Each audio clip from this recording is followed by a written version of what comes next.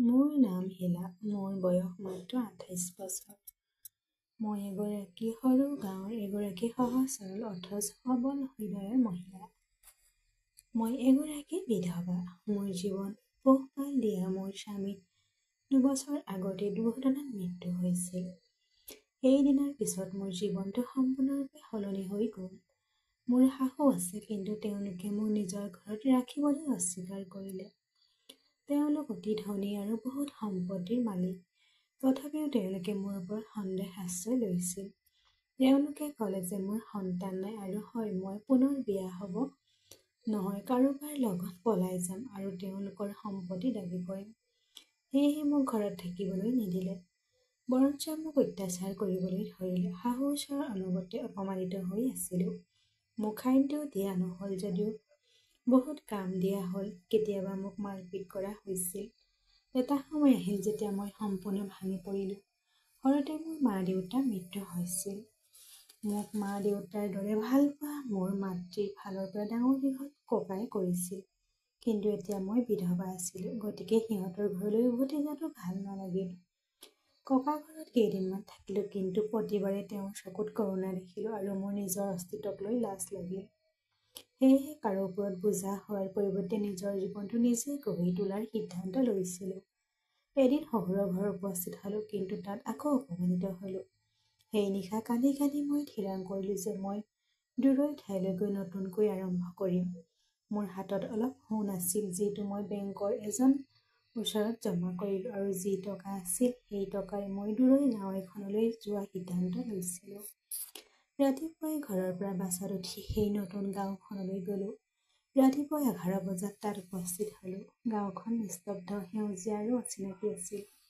বাটত দুই-এজনে নিজৰ ব্যৱসায়ত ব্যস্ত হৈ পৰিছিল। থাকিবলৈ ঠাই বিচাৰিব লগা হ'ল। সৰু গলি এটাত খোজ কাঢ়ি থাকোঁতে এটা চুকত গেলামালৰ দোকান এখন দেখিলোঁ।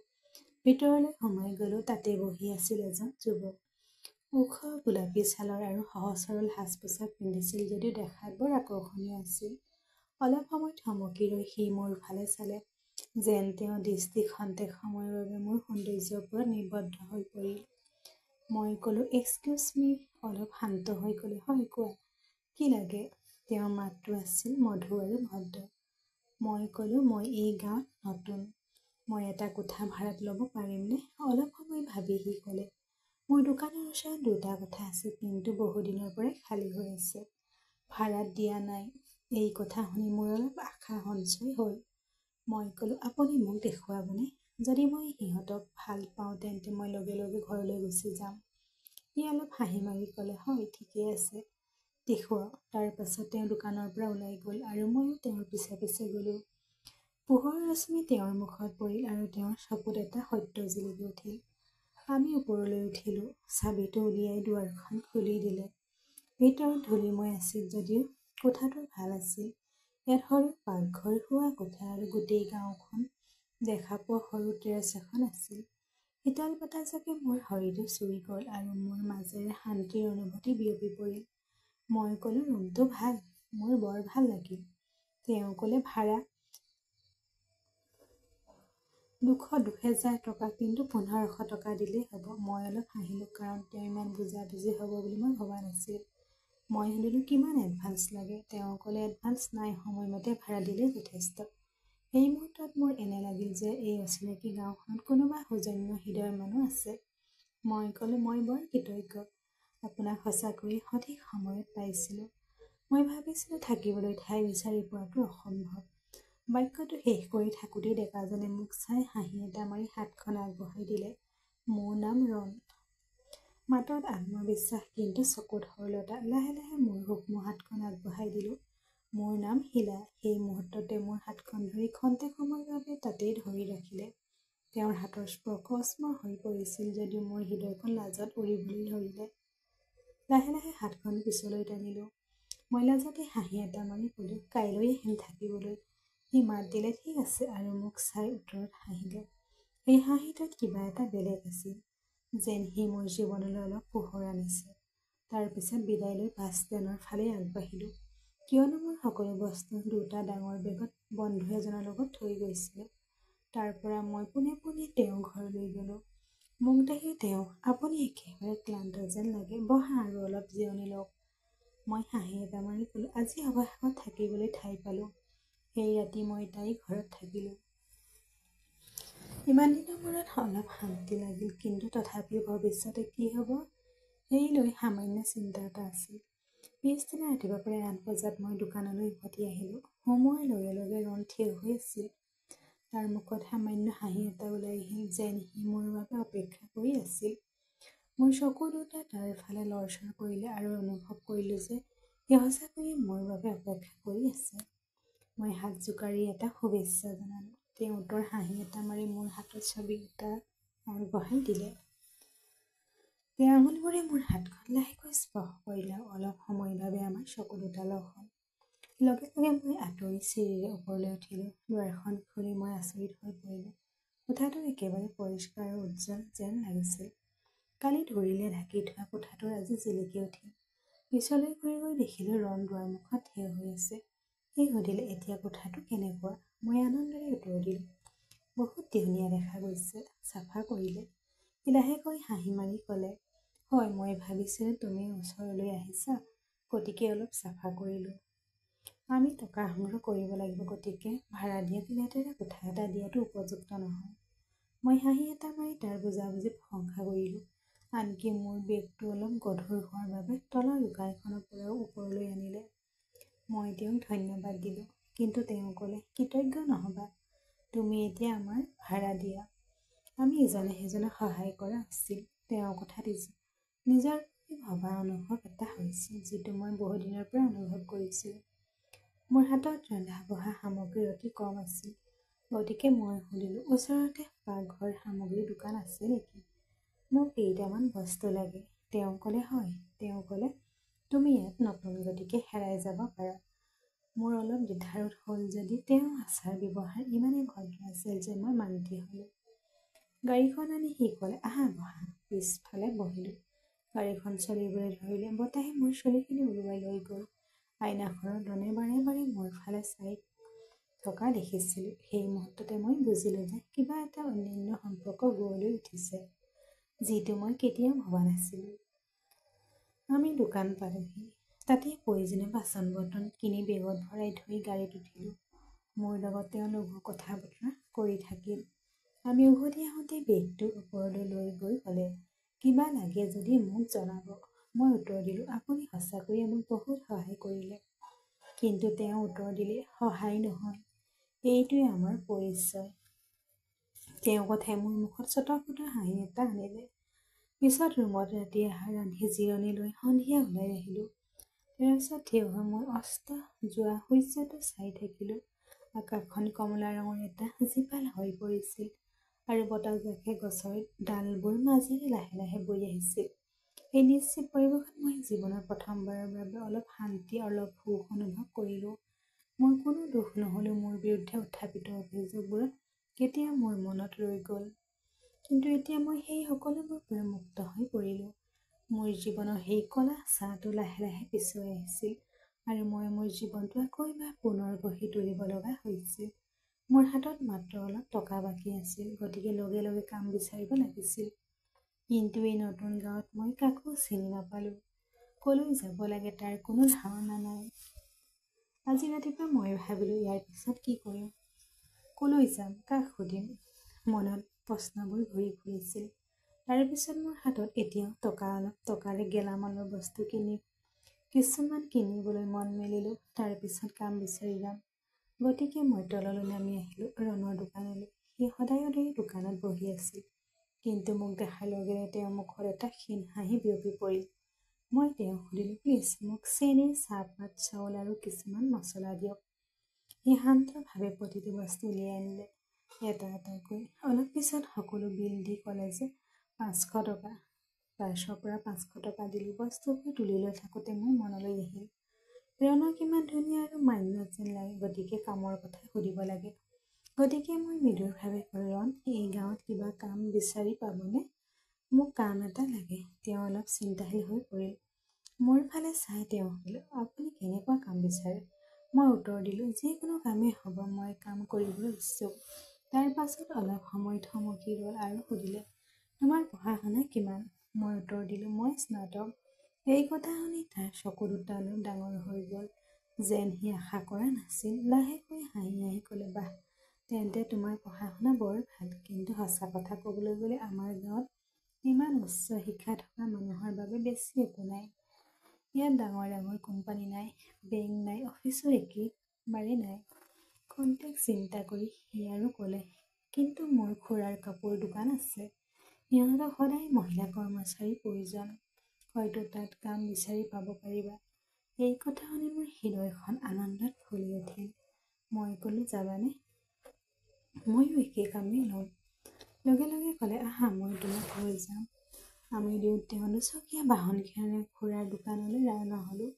সন্ধিয়া প্ৰায় 6 বাজিছিল। ৰাস্তাত এজাক পাতল বতাহ বলিছিল।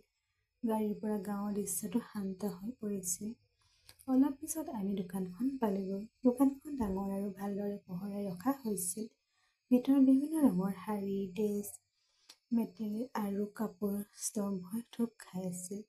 তাত কেইগৰাকীও মহিলা কাম কৰি আছিল। কিন্তু খুৰাকে কৈ আছিল যে যিহেতু দোকানখন বাঢ়িছে, গতিকে আমাক আৰু মানুহৰ প্ৰয়োজন। এজনে মোক তেওঁ খুৰাক লগত চিনাকি কৰাই দিলে। খুৰা, এই শীতল খুব ভালকৈ শিক্ষিত আৰু কাম বিচাৰি আছে। খুৰাই মোৰ ফালে চাই হাঁহি হাঁহি ক'লে, বাৰু, আমাক সঁচাকৈয়ে শ্ৰমিকৰ প্ৰয়োজন। আপোনাৰ কামটো এনেকুৱা হ'ব, গ্ৰাহকক কাপোৰ দেখুৱাই বিক্ৰী কৰা। দৰমহা হ'ব 8,000। মোৰ চকুৰ পৰা আনন্দ চকুলো বৈ আহিল। মোৰ এনে লাগিছে জীৱনে মোক আৰু এটা সুযোগ দিছে। মই লগে লগে হয় বুলি ক'লো।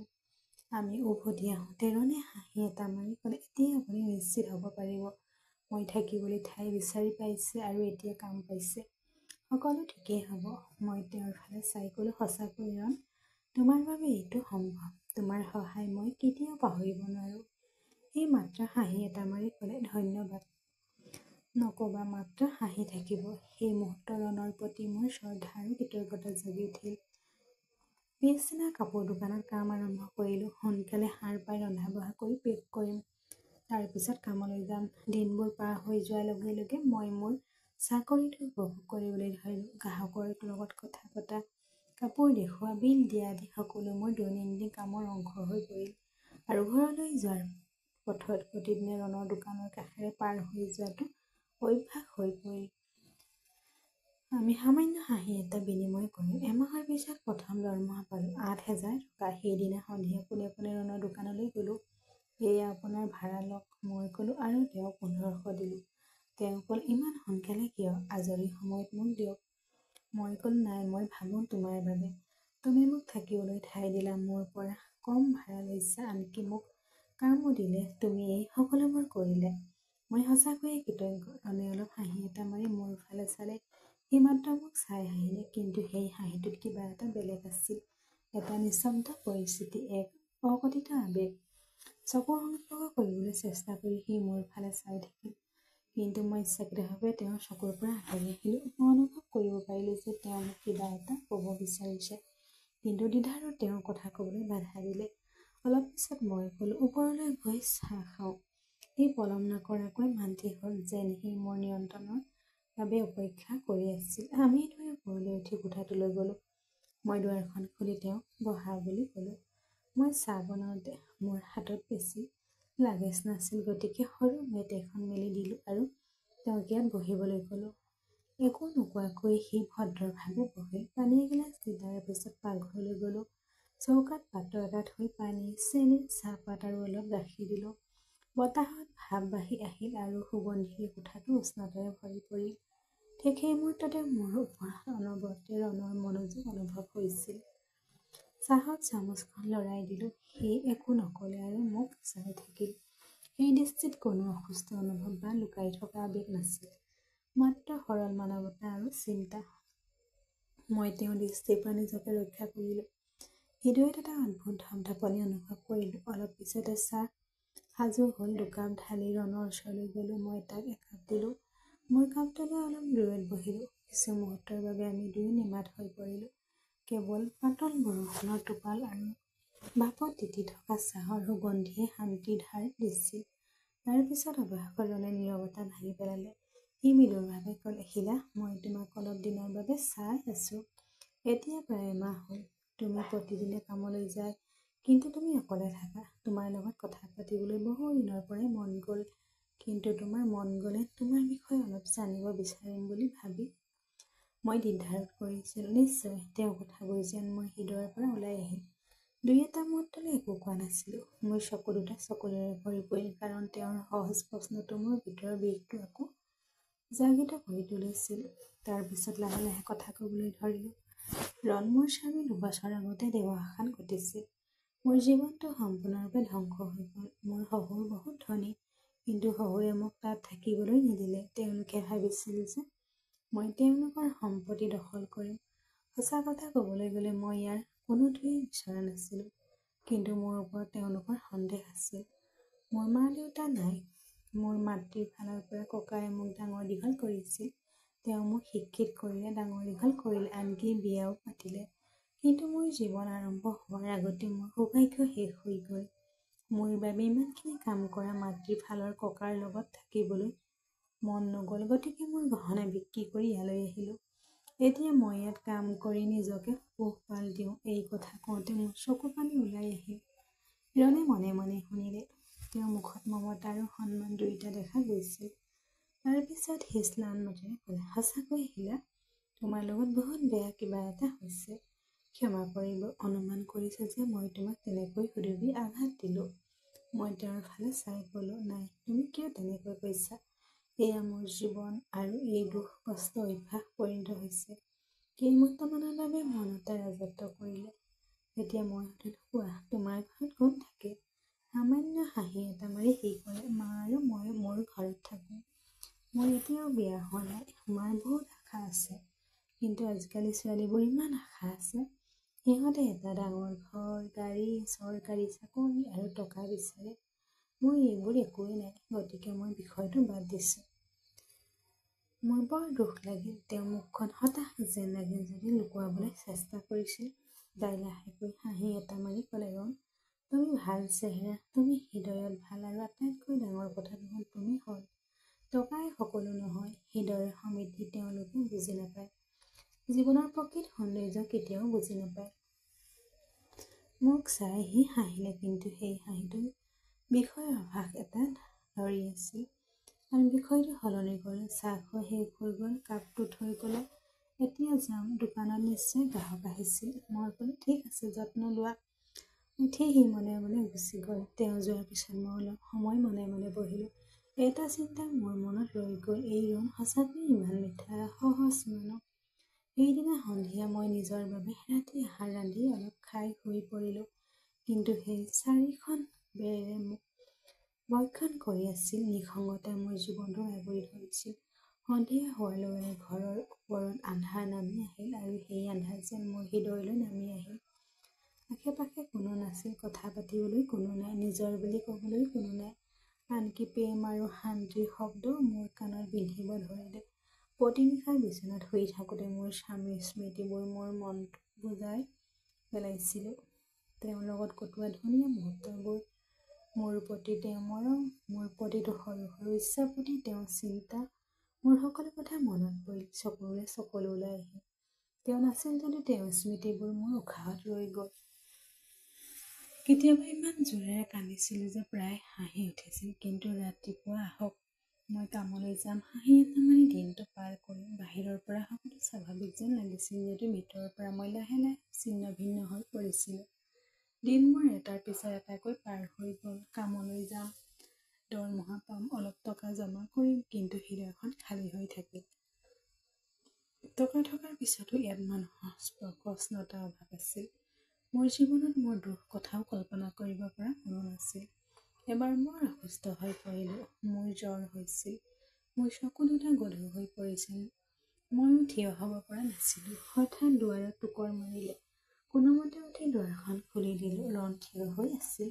তেওঁৰ মুখখন সদায় হাঁহুমুখীয়া হৈয়ে আছিল, কিন্তু মোৰ হাঁহিটো দেখাৰ লগে লগে তাৰ হাঁহিটো নাইকিয়া হৈ গ'ল। হিলা, কি হৈছে তোমাক? ভাল দেখা নাই। সি চিন্তিত মাতেৰে ক'লে। মই মাত দিলোঁ।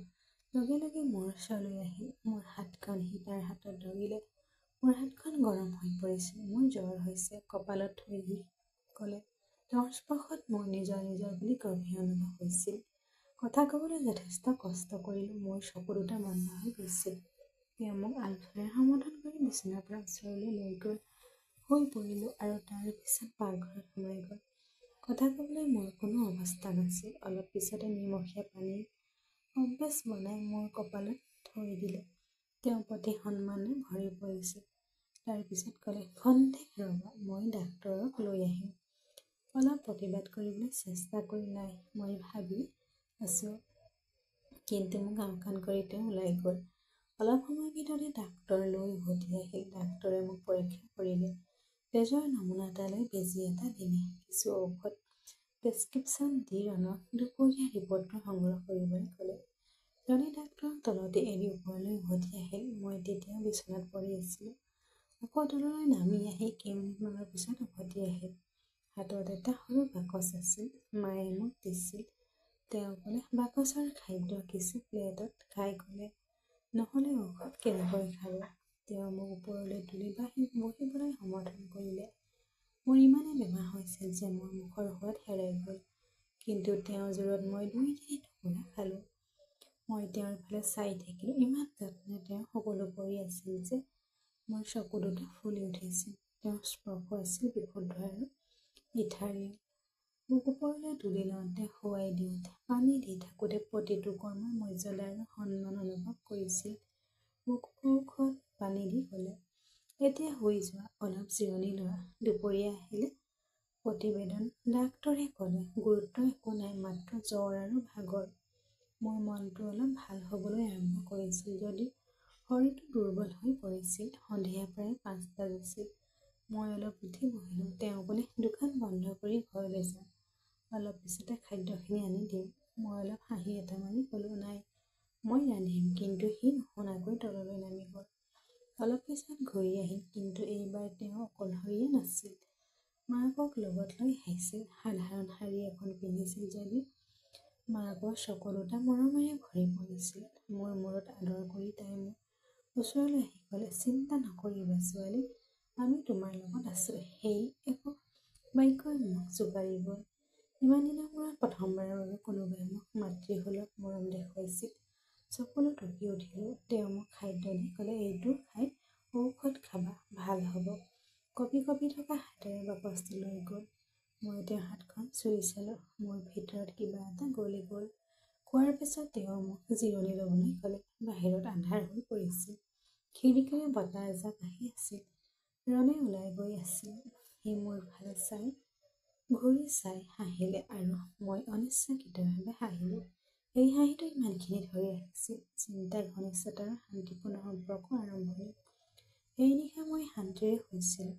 পিছদিনা ৰাতিপুৱা সূৰ্যটো এতিয়াও সম্পূৰ্ণৰূপে উদয় হোৱা নাছিল। তেনেতে মোৰ দুৱাৰত মৃদুৰ টোপৰ পৰে। অলপ ভাগৰুৱা হৈ আধা টোপনিতে সাৰ পালোঁ। দুৱাৰখন খুলি দিলোঁ। ৰণৰ মুখত সাধাৰণ হাঁহিটো আৰু হাতত দুপৰীয়া আহাৰ গ্ৰহণ বাকচ এটা লৈ থিয় হৈ আছিল। তেওঁৰ ফালে চাই মই খন্তেক সময়ৰ বাবে স্তম্ভিত হৈ পৰিলোঁ। মোৰ চকু দুটা চকুলোৰে ভৰি পৰিল। তেওঁ ক'লে, হিলা, মাত্ৰ এইটো খোৱা। আজি মোৰ দিন, খাওক। মই ক'লোঁ, কিয় আনিছা? এতিয়া ভালেই আছোঁ, নিজেই খাদ্য নিজেই ৰান্ধিব পাৰিম। অলপ হাঁহি মাৰি সি ক'লে, ঠিক আছে, তেনেকুৱাই হওক। আজি মোৰ দিন, মানে তোমাৰ বাবে বিশেষ কিবা এটা ৰান্ধিছোঁ। তাৰ মাতত ইমানেই মৰম আছিল যে মই একো ক'ব পৰা নাছিলোঁ। মই টকাখিনি লৈ ক'লোঁ, ধন্যবাদ ৰণ। সি কোনো উত্তৰ নিদিলে। সি মাত্ৰ চকুৰে হাঁহিলে। তাৰ চাউনিত এটা নিস্তব্ধ চিন্তা। কোঠাটোলৈ উভতি আহি বাকচটো আঁতৰাই থৈ নিজকে চিন্তাত হেৰাই গ'লোঁ। মোৰ এতিয়া বহুত ভাল লাগিছিল যদিও শৰীৰটো অলপ দুৰ্বল হৈ পৰিছিল। খিৰিকীৰে অহা বতাহৰ শব্দ হৈ গোটেই দিনটো জিৰণি লৈছিলোঁ। সময় কেনেকৈ পাৰ হৈ গ'ল মই গম পোৱা নাছিলোঁ। কিন্তু সেইদিনাৰ পিছত ৰণ মোৰ হৃদয়ত জীয়াই থাকিবলৈ ধৰিলে। মোৰ প্ৰতি তেওঁৰ সৰল বন্ধুত্বপূৰ্ণ আচৰণ, তেওঁৰ চিন্তা, এই সকলোবোৰে মোৰ মাজত এক বেলেগ অনুভৱ সৃষ্টি কৰিছিল। মোৰ মনত এটা সন্মান অনুভৱ হ'বলৈ ধৰিলে। তেওঁৰ প্ৰতিটো কাম এটা। ৰণ এতিয়া কেৱল চিনাকি ব্যক্তিত্ব নাছিল, সি মোৰ দিনটোৰ এটা অংশ হৈ পৰিছিল। কিছুদিনৰ পৰা বৃহস্পতিবাৰ আহিল। সেইদিনা গাঁৱৰ প্ৰায়বোৰ দোকান বন্ধ হৈ আছিল। কিন্তু ৰণৰ গেলামালৰ দোকানখন সদায়ৰ দৰে খোলা আছিল। মোক গাখীৰ আৰু চেনিৰ প্ৰয়োজন আছিল। গতিকে তেওঁ দোকানলৈ গ'ল। আমি সোমোৱাৰ লগে লগে সেই সদায়ৰ দৰে হাঁহি এটা মাৰি ক'লে, আহা আহিলা, আজি কি লাগে? মই উত্তৰ দিলোঁ, গাখীৰ পেকেট আৰু চেনি অলপ। মাজে মাজে মোৰ ফালে এবাৰ চকুৰ ভৰাই তেওঁ বস্তুবোৰ বিতৰণ কৰি আছিল। মই তেওঁৰ চাৱনিটো চিনি পালোঁ, কিন্তু ইচ্ছাকৃতভাৱে একো নকৰোঁ, নিমাত হৈ থাকিলোঁ। তেনেতে হঠাৎ দোকানৰ বাহিৰে চাই তাই ক'লে, ৰণ, সেই পাহাৰটো দেখা পায়নে? তাত কি আছে? দুৱাৰৰ পৰা ইমান ধুনীয়া দেখা গৈছে। ৰণ অলপ হাঁহি মাৰি ক'লে, হয়, বিশেষ একো নাই, কিন্তু তাত পৰিৱেশটো আচৰিত। চাব বিচাৰে নেকি? তালৈ ওপৰলৈ গ'লে ময়ূৰ, শহাপহু আৰু কিছুমান চৰাই দেখা পাব। এই কথা শুনি মোৰ বৰ উত্তেজিত লাগিল। মই ক'লোঁ, চিৰিয়াছলি? যাওঁ। সি ক'লে, ঠিক আছে, আজি বৃহস্পতিবাৰে দোকানখন বন্ধ কৰি ৰাখিম। ফুৰিবলৈ যাওঁ। দোকানৰ ছটাত আনি গাঁও এখন উলিয়াই ক'লে, পিছফালে বহিবলৈ আহক। মই হাঁহি এটা মাৰি তাত গাড়ীত উঠিলোঁ। গাড়ীখন চলিবলৈ ধৰিলে। আমি পাহাৰৰ ফালে আগবাঢ়িলোঁ। বতাহে মোৰ মুখত চুলিলে। চুলিখিনি বতাহত উৰি গ'ল আৰু মই সেই মুহূৰ্তত হেৰাই গ'লোঁ। চৌপাশটো আছিল সেউজীয়া সেউজীয়া। গছবোৰত চৰাইৰ মিঠা চিঞৰ বাখৰ প্ৰতিধ্বনি হ'ল।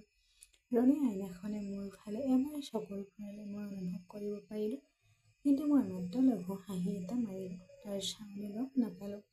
অলপ পিছতে আমি পাহাৰ তল পালোগৈ। তাৰ পৰা আমি খোজ কাঢ়িব লগা হ'ল। আমি পাৰ্কিং লটৰ ফালে উঠিবলৈ ধৰিলোঁ। সি আগবাঢ়ি গ'ল। মই লাহে লাহে পিছে পিছে গ'লোঁ। কিছু সময়ৰ পাছত মোৰ উশাহ বন্ধ হ'বলৈ ধৰিলে। মই ক'লোঁ, ৰণ, মোৰ বৰ উশাহ বন্ধ হৈ গৈছে, এতিয়া বগাবলৈ টান হৈছে। সি ৰৈ পিছলৈ ঘূৰি মোৰ ফালে চাই ক'লে, শিলা, হাৰ নামানিব, আহক, মোৰ হাতত ধৰি লোৱা। মই খন্তেক সময়ৰ বাবে দ্বিধাৰত কৰিলোঁ, কিন্তু তাৰ পিছত তাৰ হাতখনত ধৰিলোঁ। তেওঁৰ হাতখন উচ্চ আছিল আৰু সেই স্পৰ্শ মোৰ নতুন আত্মবিশ্বাস দিলে। আমি একেলগে বগাবলৈ ধৰিলোঁ। তেওঁৰ হাতৰ সমৰ্থনে মোৰ প্ৰতিটো খোজতে শক্তিশালী কৰি তুলিছিল। তেওঁ মাজে মাজে হাঁহিছিল। আমাৰ দুয়োৰে মুখত ভাগৰতকৈ আনন্দৰ প্ৰতিফলন ঘটিছিল। অৱশেষত আমি ওপৰ পালোগৈ। ওপৰৰ পৰা তললৈ চাই গোটেই গাঁওখন দেখা পালোঁ। সৰু সৰু ঘৰ, সেউজীয়া পথাৰ, দূৰলৈকে বিস্তৃত হৈ থকা নীলা আকাশৰ এটা অংশ। শীতল বতাহজাকে মোৰ শৰীৰটো চুই গ'ল আৰু মই চকু দুটা মুদি সেই মুহূৰ্তটোৰ সোৱাদ ল'লোঁ। সূৰ্য অস্ত গৈছিল। আকাশখন ৰঙা ৰঙেৰে ভৰি পৰিছিল। মই সেই দৃশ্যটোৰ মাজত হেৰাই গৈছিল। ৰণে মোক চাই আছিল। কথা নোকোৱাকৈয়ে চকুত সন্তুষ্টিৰ চাৱনি এটা আহিল। আনন্দৰ ঢৌৰে মোৰ হৃদয়খন ভৰি পৰে। আমি দুয়ো সেই পাহাৰত বহু সময় বহি আছিলোঁ। ওপৰত ওখৰকৈ সূৰ্যটো অস্ত গৈছিল। সন্ধিয়া শীতল বতাহত গছৰ পাতবোৰ হুলস্থুল কৰি উপস্থিত পৰিৱেশটো এক অনন্য শান্তিৰে ভৰি পৰিছিল। তাই ভয় খাইছিল। আজি প্ৰথমবাৰৰ বাবে তাই ইমান সময় গাঁৱৰ বাহিৰৰ পাহাৰৰ অচিনাকি মানুহৰ লগত কটাইছিল। কিন্তু আচৰিত কথাটো, সেই মুহূৰ্তত মোৰ একো ভুল অনুভৱ হোৱা নাছিল। তাৰ পৰিৱৰ্তে মোৰ হৃদয়ত এটা শান্ত আৰু মধুৰ অনুভূতি সৃষ্টি হ'ল। ৰণৰ কথা, তেওঁৰ সৰলতা, তেওঁৰ চিন্তা সকলো ইমানেই আচল আৰু হৃদয়স্পৰ্শী আছিল যে সময় বন্ধ হোৱাৰ দৰে অনুভৱ হৈছিল। আমি দুয়ো অলপ সময় মনে মনে বহিলোঁ। কেৱল শীতল বতাহ আৰু চৰাইৰ শব্দ বতাহত প্ৰতিধ্বনিত হৈছিল। মই মাজে মাজে তেওঁৰ ফালে এবাৰ চকু ফুৰাইছিলোঁ আৰু তেওঁ মোৰ চাৱনিৰ লগত মিলি হাঁহিছিল। এই মুহূৰ্ততে আমাৰ মাজত এক অকথিত কিছু গভীৰভাৱে ধৰি ৰখাৰ বন্ধন গঢ় লৈ উঠিছিল। সূৰ্যটো লাহে লাহে নাইকিয়া হ'বলৈ ধৰিলে। আকাশ ৰঙা হৈ পৰিল আৰু আন্ধাৰ বিয়পি পৰিব ধৰিলে। তাৰ পিছত আমি নামিবলৈ সিদ্ধান্ত ল'লোঁ। বাটটো অসমান আৰু পিছল হোৱাৰ বাবে নামি অহাটো অলপ কঠিন আছিল। আমি সাৱধানে নামি আহি আছিলোঁ যদিও হঠাতে মোৰ ভৰিখন শিল এটাৰ ওপৰত পিছলি পৰিল। মই পৰিবলৈ ওলাইছিলোঁ, তেতিয়া ৰণে লগে লগে হাতখন আগবঢ়াই মোক টান কৰি ধৰিলে। সেই মুহূৰ্ততে মই পোনে পোনে তেওঁৰ কোলাত পৰিলোঁ। মোৰ হৃদয়খন ধপধপাই উঠিল। খন্তেক সময়ৰ বাবে আমি ইজনে সিজনৰ ফালে চাই থাকিলোঁ। আমাৰ উশাহবোৰ মিহলি হৈ গ'ল। আমাৰ চকুত আৱেগ জ্বলি উঠিল। মোৰ ভৰিৰ গুহাটো অলপ মচলা হৈ গ'ল। বিষটোৱে মোৰ মুখখনলৈ সামান্য পুষ্ট এটা আনিলে। শান্ত, আঘাত পাইছা নেকি? কিন্তু চিন্তিত মাতেৰে সুধিলে। মই অলপ মাত দিলোঁ। একো নোকোৱাকৈয়ে মই হাতখন ভাঁজ কৰি মোক দুখন কোলাত তুলি ল'লে। মই সেই মুহূৰ্তৰ বাবে তেওঁৰ ফালে চাই থাকিলোঁ। তেওঁৰ চকু দুটা আত্মবিশ্বাস, চিন্তা আৰু আটাইতকৈ ডাঙৰ কথাটো হ'ল নিজৰ বুলি ভবা অনুভৱেই ভৰি পৰিছিল। মোক সহজে তুলি লৈ লাহে লাহে পাহাৰৰ পৰা নামিবলৈ ধৰিলে। মই তাৰ কান্ধত মূৰটো থৈ চকু দুটা মুদি দিলোঁ। সেই মুহূৰ্ততে এনে লাগিল যে জীৱনে মোৰ পৰা সকলো কাঢ়ি লৈ গৈছে। তেতিয়া এই মানুহজনৰ মাজত ভগৱানে মোক এইটো দিছিল। তেওঁ সমৰ্থন আগবঢ়াইছিল। আমি দুয়ো লাহে লাহে নামি আহিলোঁ। আন্ধাৰ অলপ বাঢ়ি গৈছিল যদিও চন্দ্ৰ পোহৰত তাৰ মুখখন আৰু উজ্জ্বল যেন লাগিছিল। গাড়ীৰ ওচৰত পাওঁতে সি মোক সাৱধানে থৈ ক'লে, এতিয়া অনুগ্ৰহ কৰি অলপ বহি লোৱা। তাৰ পিছত আমি দুয়ো গাড়ীত উঠিলোঁ। তেতিয়াও অলপ দুৰ্বল আছিলোঁ যদিও মনটো শান্ত আৰু সুখী আছিল। গাড়ীখন ষ্টাৰ্ট হ'ল আৰু নামি অহাৰ আন্ধাৰত আমি দুয়ো ঘৰলৈ ৰাওনা হ'লোঁ। কেইটামান ষ্ট্ৰীট লাইটৰ জিলিকনি মোৰ মুখত প্ৰতিধ্বনিত হ'ল আৰু তেওঁৰ চকুৰ চিন্তা। এই সকলোবোৰ মনত এটাই সুন্দৰ ছবিৰ দৰে ছাপ খাই পৰিছিল।